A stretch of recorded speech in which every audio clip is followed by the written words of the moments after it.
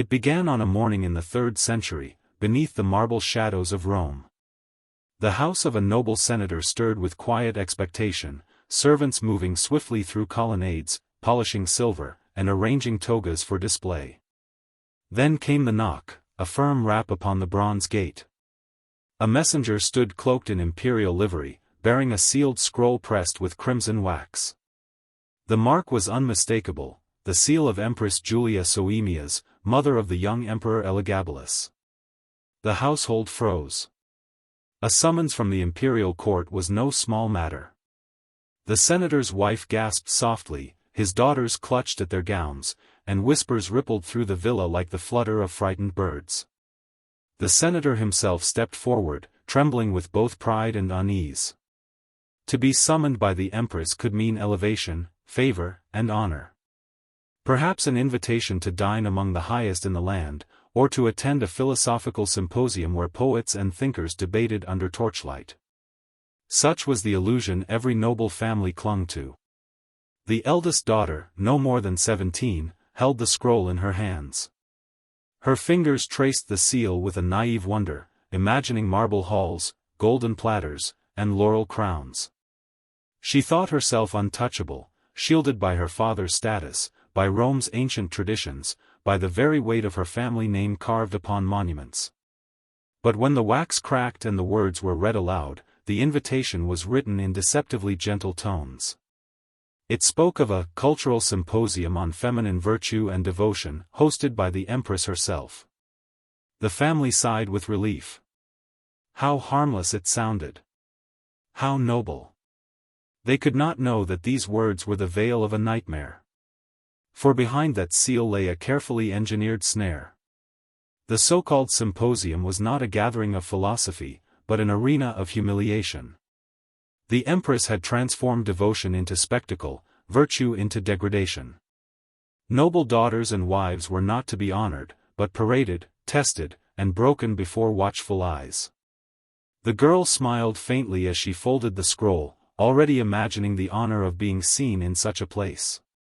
But in that same moment, her mother's face went pale. Something in the wording chilled her blood. Something in the silence of the messenger's eyes told of danger unspoken. The villa was filled with the false light of hope, yet above it hung an unseen shadow. What they believed to be a privilege was in truth a summons to Rome's most shameful theater. By the time they understood, there would be no turning back. And so, with scroll in hand and hope in their hearts, the noble family prepared for what they thought was an honor. The daughter was dressed in her finest white stola, her hair braided with golden threads, her eyes glowing with youthful anticipation. Carriages rattled down Rome's cobbled streets toward the Palatine Hill, where the imperial palace loomed like a fortress of marble and shadow. At the gates, Praetorian guards waited, faces carved from stone, hands resting on polished hilts. The summons was checked, the family admitted, and then, without ceremony, the young woman was separated from her parents. She was escorted by torchlight through narrow, suffocating corridors that descended deep beneath the palace. The air grew heavy, thick with the scent of oil, iron, and something darker, something like fear. Finally, she entered the chamber. It was not a dining hall, nor a symposium of philosophers, but a hidden amphitheater carved into the earth itself. Torches sputtered in iron brackets along the walls, their flames painting long, quivering shadows. Rows of tiered stone seats encircled the arena. In those seats sat women like her, daughters of senators, wives of generals, noblewomen stripped of their illusions, their faces pale with confusion and dread. And then she appeared. Julia Soaemias. Draped in the imperial purple, her crown glittering with gems, her presence filled the chamber like an icy wave. She did not smile. She did not soften her words. With cold authority, she declared the truth: this was no symposium. This was no honor. It was a competition of devotion, a public display of submission to imperial pleasure, disguised in ritual, cloaked in ceremony. The chamber shifted. Guards moved to the entrances, sealing them shut. Scribes unfurled wax tablets and scrolls, quills ready, their inkpots glistening under torchlight. Lists of names were whispered, and the women realized they had been recorded, catalogued like entries in a ledger. There was no chaos here, no drunken disorder as one might expect of Rome's brothels. Instead, there was structure, order, and precision, a bureaucracy of degradation. The rules were explained. There would be rankings. There would be winners and losers. Victories meant favor, wealth, survival. Failure meant ruin, exile, or something far worse. The young noblewoman's hands trembled as she clutched her gown. Around her, others began to weep silently, their sobs muffled by the crackle of torches. The Praetorian guards watched without expression, their shadows long across the marble floor. And as Julia's voice echoed through the underground hall, the daughter finally understood the truth. She was not there to be honored. She was there to be broken. From the very first night, it became clear that this was not chaos but a carefully managed machine of degradation. There were rules. There were rankings. And there were consequences. Julia Soaemias had transformed humiliation into a currency of power. The winners, if such a word could even be used, were those who submitted the deepest, those who endured the longest, those who performed with the appearance of devotion to imperial pleasure. They were rewarded with gold coins, glittering jewelry, and the most coveted prize of all, political favor. A senator's petition might be granted, a general's command reaffirmed, a merchant's contract secured. In Rome, survival often depended not on honor, but on appeasing the imperial household, and now that meant offering up wives and daughters to this theater of shame. But the losers, their fate was brutal. Families whose daughters faltered in the competitions found their names blackened, their alliances severed, their estates quietly stripped. Some were banished to the far corners of the empire. Others, ruined and ridiculed, chose death over disgrace. Rome had always prided itself on honor, on the mos maiorum, the customs of the ancestors, but under Julia's reign, honor became the very chain that strangled its nobility. No story captured this descent more starkly than that of Claudia Severa, wife of a respected senator. At first, she refused.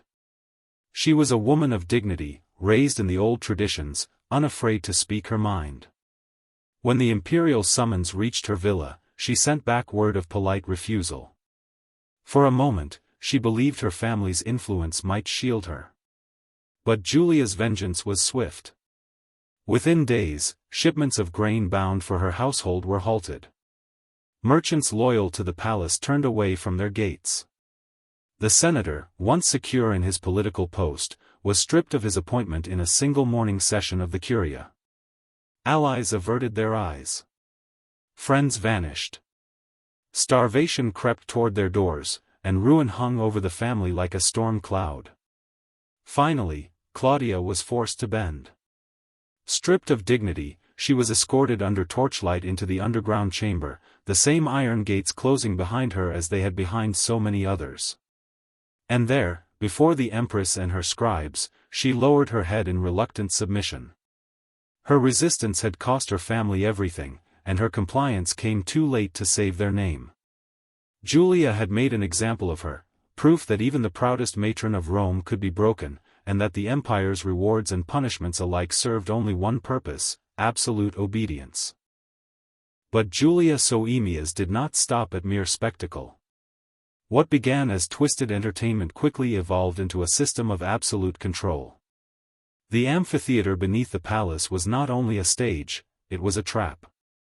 Every gesture, every word, every tremor of fear was recorded. The scribes, seated like silent executioners, filled their wax tablets with meticulous notes, who resisted, who obeyed, who hesitated before surrendering to shame. These records became more than lists. They were weapons. Julia transformed humiliation into leverage, degradation into currency. Families who attempted resistance soon discovered their secrets whispered in corridors, their daughters' names etched in ledgers of dishonor.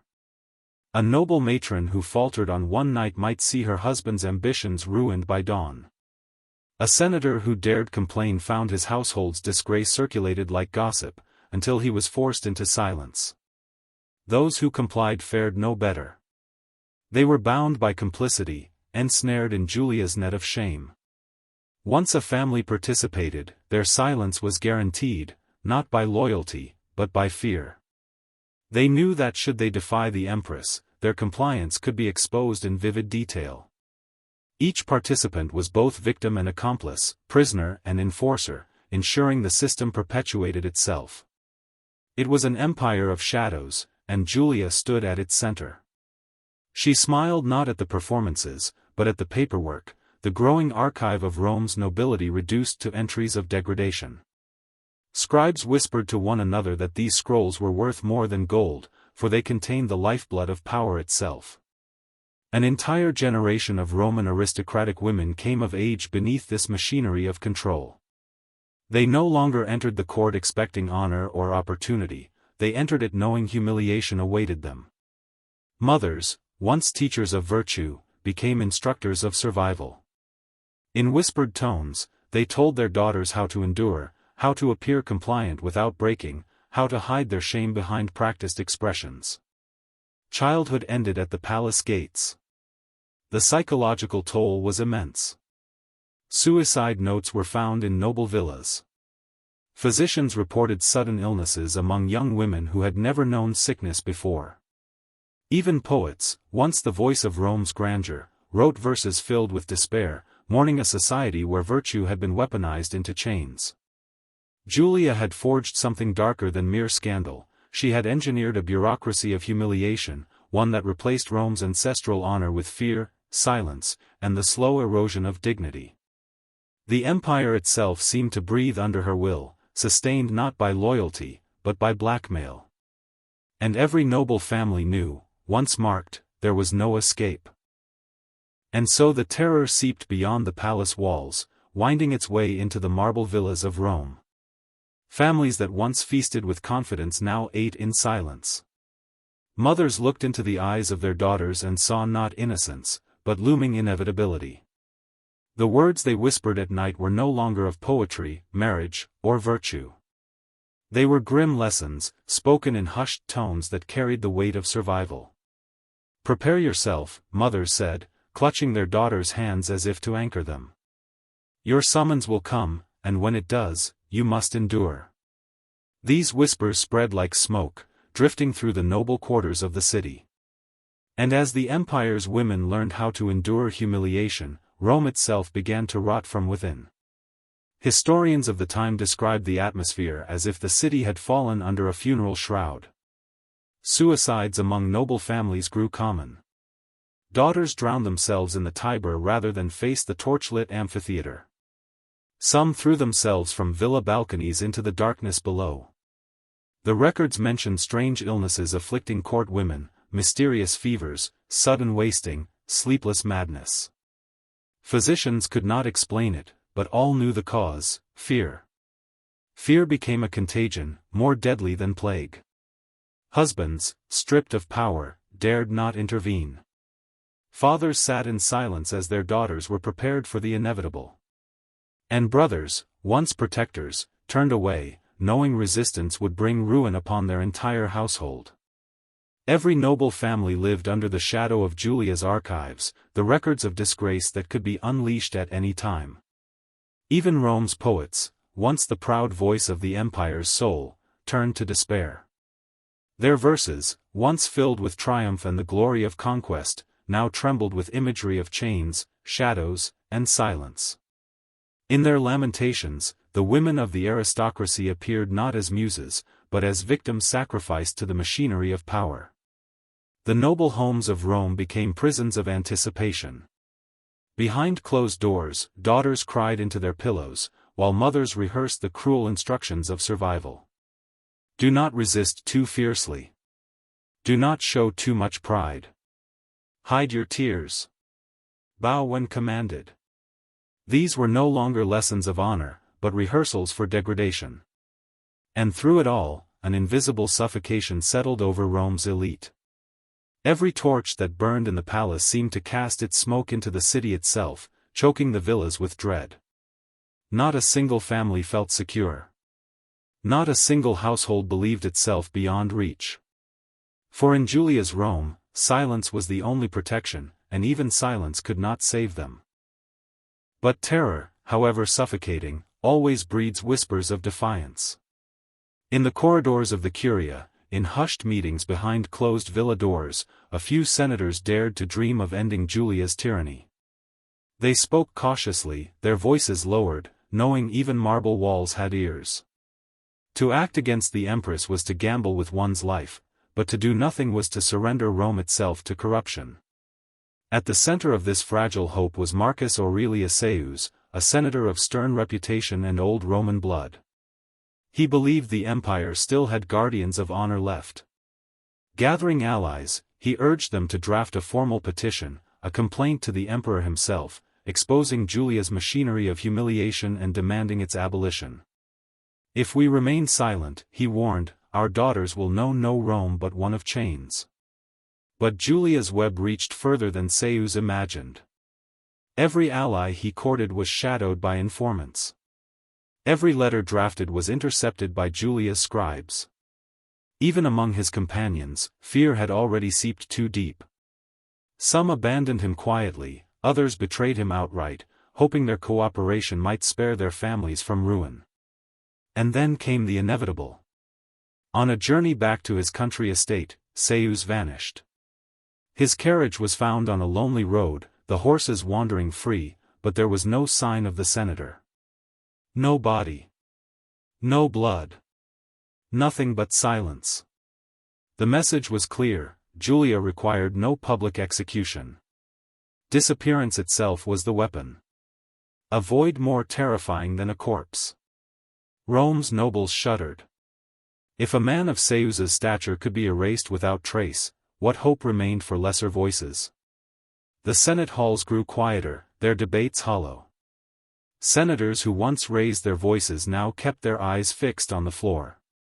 Their wives, their daughters, their families, all were shackled by the knowledge that Julia's power was not merely political, but absolute, enforced by fear, economics, and secrets. Julia Soaemias ruled with invisible chains. Fear silenced tongues. Economic warfare broke households. And the archives of humiliation, those endless scrolls of disgrace, kept every noble family bound in complicity. Resistance had been strangled before it could even breathe. From that moment, no senator dared to rise. The Curia became little more than a theater of obedience. And Rome itself, once the empire of law, now lived beneath the shadow of a woman who had turned shame into empire, and fear into her deadliest sword. For years, Julia Soaemias had bound Rome's nobility with chains of silence and shame. But like all tyrants intoxicated by power, she grew reckless. In the year 222, she reached beyond Rome itself, deciding to extend her grotesque spectacle to the daughters of foreign kings. It was a step too far. The Empress announced her intention to include noblewomen from allied kingdoms in her cultural symposiums. Armenian princesses, Parthian nobles, and even Germanic hostages at Rome's court would no longer be symbols of diplomacy. They would be paraded into the same underground amphitheaters where Rome's own daughters had been broken. To Julia, it was merely expansion, an imperial humiliation made global. But to Rome's allies, it was unthinkable. When word reached King Artaxias of Armenia, his blood ran cold.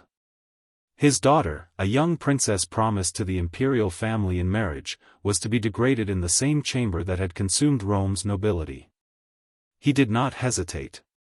The marriage alliance was broken, the pact with Rome annulled. To Artaxias, honor mattered more than treaties written on parchment. Other kingdoms soon followed. Parthian emissaries refused further negotiations. Envoys from Germania withdrew their daughters from Roman custody. Carthage whispered open defiance. The whispers of humiliation spread faster than legions could march, poisoning Rome's diplomatic ties. What swords and sieges had failed to do, Julia's obsession accomplished in a single stroke. The empire's alliances collapsed under the weight of shame. Rome, long feared as the master of the world, was mocked as the empire that could not even safeguard the honor of its allies. Inside the Senate, even loyalists began to waver. Rome was losing not by battle, but by disgrace. The emperor's mother had turned diplomacy into degradation, and the empire itself began to fracture. Still, Julia did not relent. She believed her system of blackmail and fear would keep Rome intact. She misjudged. For while senators could be silenced, and noble families broken, foreign kings would not bow to such humiliation. Their refusal was not whispered, it was shouted across borders. The result was devastating. Rome's enemies sensed weakness. Rome's allies turned cold. And within the city, her subjects realized the empire was unraveling, not because of invading armies, but because one woman's cruelty had poisoned its very foundation. It was Julia's fatal miscalculation. The weapon she had used to enslave her own people now threatened to destroy Rome itself. By March of 222, Rome had reached its breaking point. The humiliation of foreign princesses had shattered alliances, and the once mighty empire stood isolated, mocked, and bleeding from within. Inside the city, fear turned to fury. The nobles who had endured years of degradation, the senators whose families had been disgraced, and even the hardened soldiers of the Praetorian Guard, all began to whisper the same word: enough. The rebellion was born not in a single moment, but in countless stolen glances, murmured oaths, and hidden meetings. Senators who had once cowered in silence now met by candlelight, clutching daggers beneath their cloaks. Guards who once enforced Julia's decrees began sharpening their swords, not for Rome's enemies, but for the Empress herself. Even among the victims, those noblewomen who had suffered most, the desire for vengeance burned hotter than fear. And when the day came, it came with brutal swiftness. At dawn, the gates of the Imperial palace thundered open. Praetorian soldiers, once Julia's enforcers, stormed into the marble courtyards, blades flashing. Senators marched behind them, their robes spattered with torch smoke, their faces grim with resolve. In the heart of the palace, the Empress and her son, Emperor Elagabalus, awoke to the sound of betrayal pounding at their doors. The courtyard became a slaughterhouse. Blood spread across the white marble tiles, seeping into the cracks of Rome's most sacred ground. Julia, defiant to the end, screamed her curses as the soldiers closed in. Her son, barely more than a youth, begged for mercy. None was given. The very guards who once bowed before them now drove steel into their bodies. Julia fell first, her purple robes torn and soaked in blood, her jeweled crown rolling across the floor like a discarded trinket. Elagabalus followed, his final cries swallowed by the clash of iron and the roar of vengeance. By nightfall, the empire's nightmare was over. The Empress who had ruled with shame and terror lay lifeless, her body dragged from the palace and cast aside. Rome had rid itself of the monster it had allowed to grow within its heart. Yet the scars remained. Families forever broken. Daughters lost to despair. Alliances shattered beyond repair. Rome moved on, as Rome always did, but the shadow of Julia Soaemias lingered. For though her reign ended in a single day of blood, the memory of her cruelty would stain the empire for generations. The marble of the palace was scrubbed clean, but the whispers of the dead never left. The blood on the marble steps of the palace eventually dried. The bodies of Julia Soaemias and her son were dragged away, and Rome moved on as Rome always did, hungry for stability, eager to forget. But shadows cannot be so easily erased. What Julia had created did not die with her body. It lingered, festering in silence, a phantom that haunted the empire long after her fall. Her bureaucracy of shame, those endless scrolls of names and notes, those wax tablets filled with humiliation, remained locked in the archives. Every family knew that their secrets still existed, recorded in merciless detail. Julia was gone, but her power had been codified in ink. Fear had been institutionalized. Rome's nobility carried invisible scars. The daughters who had endured the torchlit amphitheaters lived the rest of their lives as shadows of themselves, silent, withdrawn, hollow. Some never married. Others bore children but could not look them in the eyes, haunted by what had been taken from them. Entire bloodlines carried the weight of disgrace, their histories rewritten by trauma. And what of those who resisted? Their names were struck from records. Their estates dissolved. They became whispers in corridors, ghosts without graves. To speak their names was to invite danger, for the empire itself preferred silence. The victims of Julia Soaemias were buried not only in death, but in memory. This is the most chilling legacy of power, not the spectacle of blood, but the erasure of the innocent. Julia turned women into political hostages, binding entire families to her will. She weaponized fear, proving that humiliation could achieve what armies could not. And even after she fell, Rome never truly cleansed itself of that poison. Centuries later, historians struggled to piece together the fragments of truth. The official records spoke more of Julia's death than her crimes. But between the lines, in the writings of Cassius Dio and Herodian, in the faint archaeological traces of those underground chambers, the horror emerges. The ghosts of the forgotten whisper still, unheard, but never gone. This was no isolated cruelty. It was a reminder that power, when unchallenged, can transform shame into law, and silence into chains. Julia Soaemias may have been struck down in a single day, but the wounds she inflicted outlived her, echoing across centuries as a dark warning.